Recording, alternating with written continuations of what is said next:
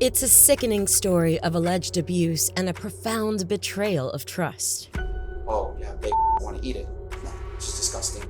A gymnastics coach accused of exploiting and abusing young athletes under his care.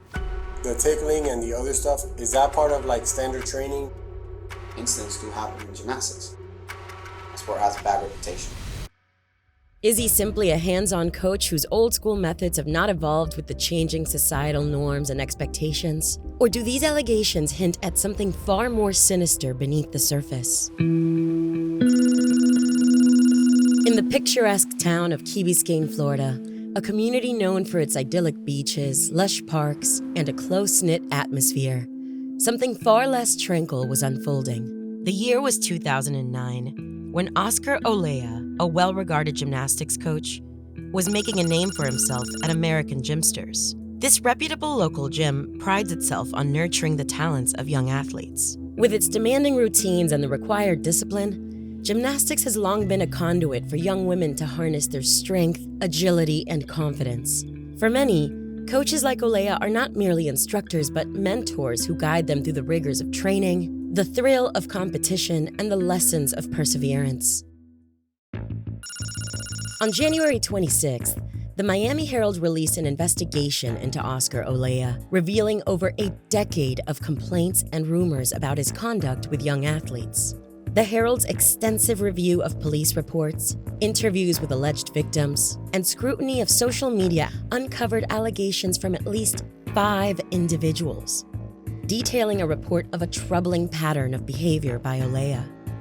The Herald reported that a mother posted on Nextdoor, a neighborhood message board, that her 7-year-old was inappropriately touched and subjected to sexual comments by gymnastics coach Olea, including a remark about the child's appearance in Spanish. The post, which was removed, urged others in Key Biscayne to report similar experiences. Following this, another parent reported her 4-year-old showed how Olea had inappropriately touched her. The interrogating officer faced the challenge of navigating a sensitive and complex case involving allegations of inappropriate behavior by a trusted coach toward minors.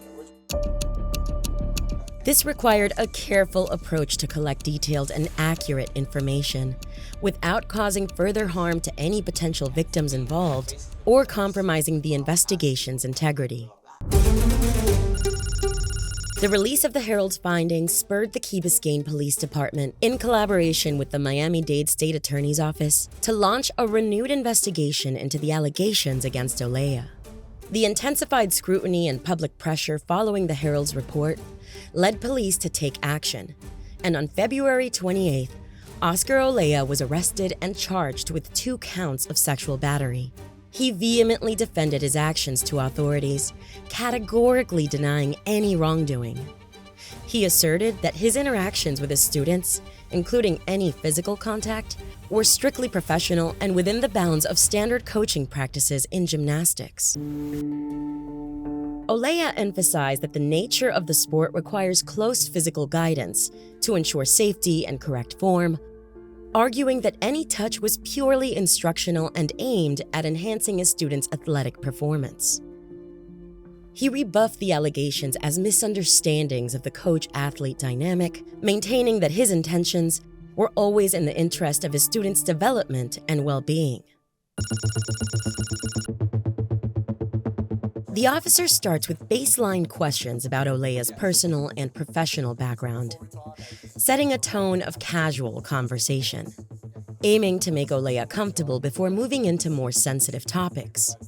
This approach is instrumental in reducing Olea's potential defensiveness and encourages openness in the conversation that follows. He's a lead detective right now, and I'm just officer on the side, Okay. trying to get into the detective position. So that's why I'm here, trying to learn from him. Kind of being mentored right now, so Congrats. yeah, appreciate Congrats. You try to stay here in Key Biscayne, or you try it. to move? No, I'll probably stay here. I came from another department, so Oh, where at? Miami-Dade Schools, please. Miami-Dade School? Yeah.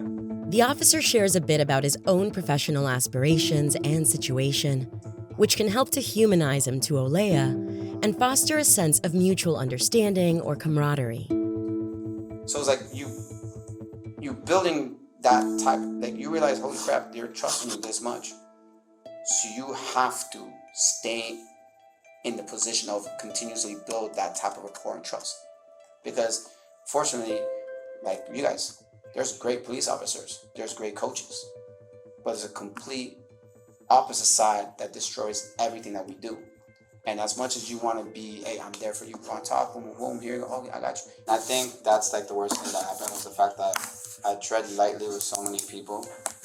But then when I started building better relationships with a lot of people, they knew me for a while, invited me over their house here and there, then, you know, you play around. In this portion of the interrogation, the officer asks Olea open-ended questions, allowing Olea to present his version of the events without leading him towards specific responses. Okay, so just in your own words, talk to me about this incident that was reported to me. I believe it happened on Monday, or What incident I called? the incident that we spoke about with the girl and her brother. Oh, okay. Before he gave me name, he tells me, tú dijiste a mi hermana que tú querías comer su porque tiene grande. I looked at him and I'm like, eso es algo que nunca en mi vida voy a decir a una niña. De ningún modo. He's like, tú dijiste eso a mi hermanita que tiene 6 años, que dijiste que tiene un grande y lo quieres comer. I was like, mire, and mind you, that's where my Spanish starts getting a little bit like this, and I'm like, yo nunca dije eso, de ningún modo, a tu hermana. Y nunca va a decir eso, no solamente a tu hermana, a cualquier niño. Then later on, he tells me the kid's name, and I'm like, ella, que estaba demasiado contenta con la clase la semana pasada, que estaba ahí tu mamá y ella y otra niña y otra mamá quería hacer una clase private class conmigo de gimnasia. And I give that type of like this. And for me, I get that faces because the mom has seen me multiple pick her up, just tickling, showing the camera, like not on camera, but right there in the window. Have you ever had a class with her where her mom wasn't there, or they're always her mom is present? The parents are always outside, but there's moments that they're not present. Okay. You know, normal. yeah. It's So just a class. one thing I used to bring up when I worked in the park is I've always wanted the parents to be present. But you guys know as much as I do. Unfortunately, these kids, the parents never present. I spoke to my employees, and I have girls working for me, and I'm like, okay, tell me the truth. Don't hold back, and that's why I make sure all my employees tell me the truth. Like, please, don't lie. Say. At any moment, have you heard me? And I said it in the word, and like I said, I apologize to them. Sorry for the language, but you ever heard me say, "Te quiero comer tu porque lo tiene grande," and any of my students, but like, no. Okay, you remember this? You remember? Again, I'm not gonna say her name, and they're like, yes. Okay, the brother was accusing me of this. All of my employees looked at me with the eyes of baffled. One thing I do tell the kids, like, hey, I'm gonna bite your butt. And what I do is tickle them. And I tickle them here or in the stomach. Parents have heard me say that. I've been in front of them, just playing around with the kid. Do you remember like specific incidents, like we're saying that to her off the top of your head, or could you have said it to a group that she was in at any point? No, I don't. I wish I could tell you, but I don't. But you just say it generally. Yeah. While you're coaching. While I'm coaching, like if in gymnastics, if you're not fully tight, then the skill doesn't come out. So there's moments where, let's say, this is their leg or the side of the butt. You go like this, tight, tight, because they have to tighten up. The reason why, the tighter you are, the easier the skill comes out. And as a coach, you want to coach up to a certain extent, then later on you can take a step back and just watch. Like, there you go, point your toes, stay tight. And doing this is like just patting your legs. Tight, come on. Aside from those type of touches, do you remember ever tickling this particular child? Tickling her? Yeah. Yeah, me and her, the mom even saw me multiple times tickle her in person. The tickling and the other stuff, is that part of like standard training of gymnastic coaching, No. or is that something that you think you do because you're animated, as you described? I do it because I'm animated, and at the same time I do it because it's built a good reputation, good rapport or a good vibe with the parents and kids, in the sense of like, oh, Coach Oscar is serious, but funny. He knows how to communicate with the kids when they're like the one that was crying a lot. I know how to go on one knee, like, hey, what's up? What's wrong? You know, she goes, I want to go home. Because her mom always drops her off and she always tears. So I know ways to go on knee and just joke around, like, oh my God, you just farted, relax. But you know your mommy loves you. She's going to come. If you cry right now, the class 1 hour will take about 45 hours. But if you just relax, the class will go quickly. And she'll start relaxing. Like, just tickling again. Go ahead. And she's relaxed. Or just, doing stuff like that. The only reason I always bring that up because my sport has a bad reputation. It has both. It has the fact of, yes, has been cases of people, molesting children. But there has been cases of people who have not done anything and been accused and lost their jobs. At any point, did you ever get the sense that she was uncomfortable with your interactions, or did she ever make any comments to you that she was uncomfortable? No. A young gymnast, merely 14, stepped into a world that promised to elevate her from an enthusiast to an adept athlete under the guidance of Olea, a coach 12 years her senior. Her journey began at American Gymsters in 2010. Here, amidst the vaults and beams, Olea suggested private lessons, ostensibly to hone her burgeoning talent. She claims Olea, under the guise of a paternal or brotherly figure, began to exploit the vulnerability of the young gymnast's familial strife. Her parents' divorce had left her grappling with emotional turmoil, a turmoil she says Olea seemed to assuage. According to her statements in an affidavit, as the calendar flipped to 2011 and 2012, the dynamics of their relationship underwent a transformation. What was cloaked in the pretense of love and care soon revealed its true form, a physical relationship shrouded in secrecy. She says Olea, wielding his influence over her, insisted this clandestine affair was born of love. Their encounters, far removed from the watchful eyes of the world, reportedly took place in the gym, Olea's car, and an apartment belonging to Olea's mother, nestled in Key Biscayne. In one account from the accuser detailed in an affidavit, the subject held the victim's hand and told her that he would love her. They would be together, her age didn't matter, and they would be married. The victim stated that she was living with the illusion that they would end up together. The affidavit goes on to say that Olea told her not to tell her parents anything. When the accuser's mother reported her suspicions about what was going on with Olea to the police, the gymnast says she found herself ensnared not only by Olea's manipulation, but also by the fear of her father's retribution. She refuted the existence of any sexual relationship to the police. And once she left Key Biscayne, she told police that she put everything behind her and moved on. The second accuser's tale began in 2003 when she became Olea's student at 10. As she grew under his tutelage, she says their relationship also evolved. However, not into the mentorship it should have been. She alleges that when she was between 14 and 15 years old, and Olea was 22, their relationship had morphed into one that Olea described as akin to siblings. When she was 16, she said he would get more physical during her private lessons. She also claimed the inappropriate touching started when she was 14. She says that by 2009, the relationship had taken a turn, becoming sexual. And much like with the first accuser, Olea allegedly employed grooming techniques that insidiously undermined her ability to see the relationship for what it was: abuse.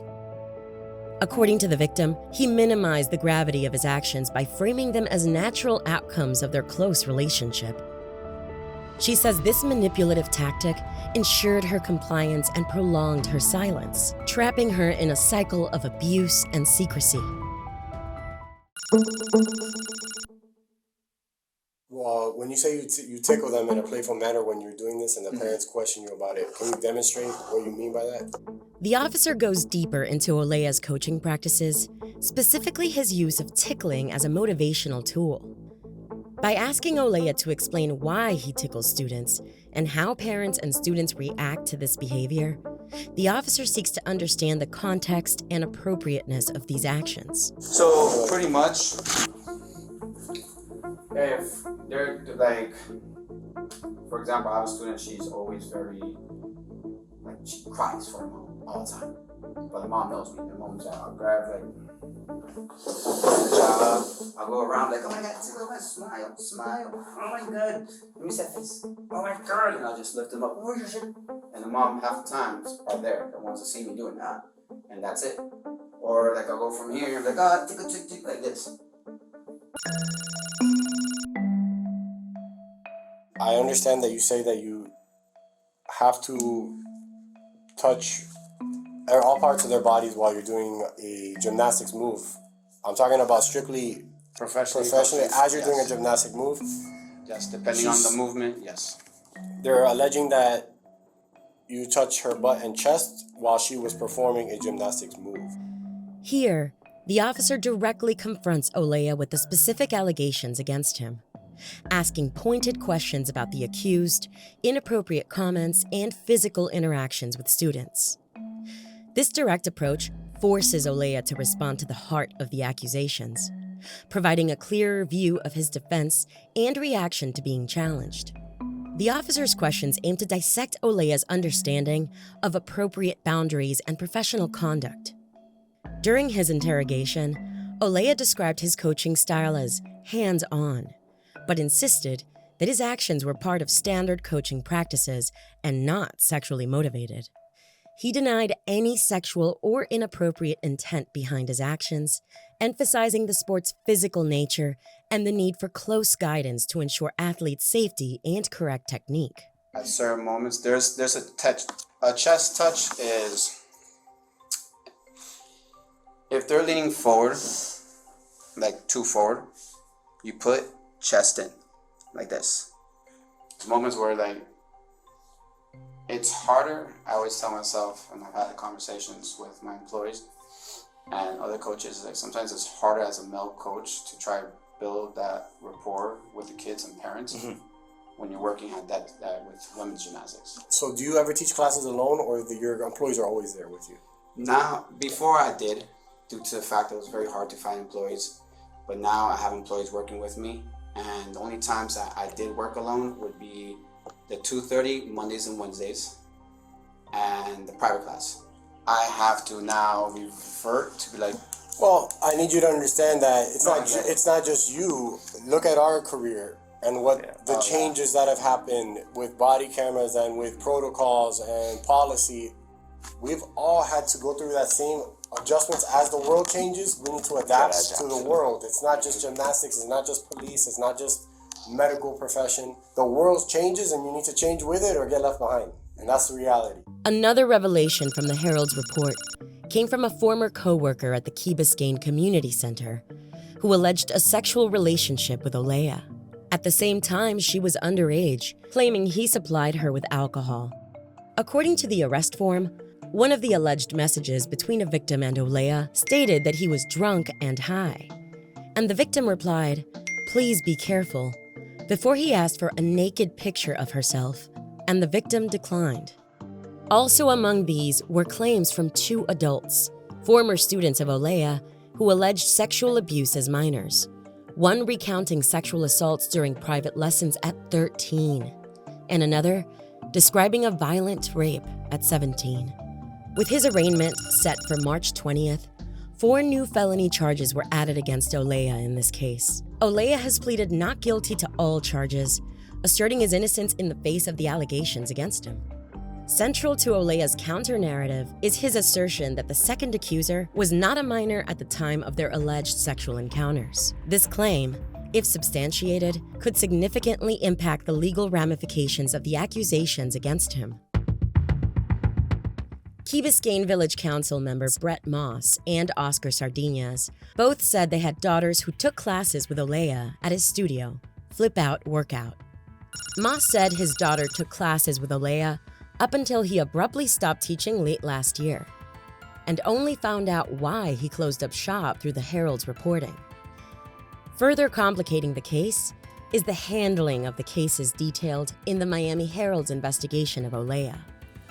The Key Biscayne police with the Miami-Dade State Attorney's Office had investigated those allegations, The decision at the time not to prosecute could be used in Olea's defense to argue a lack of a pattern of misconduct or to question the solidity of current allegations.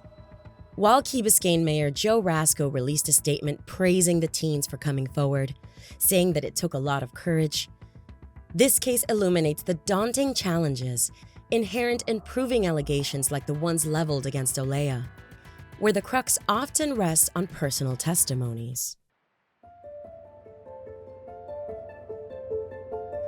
The necessity of protecting and safeguarding children in youth sports cannot be overstated.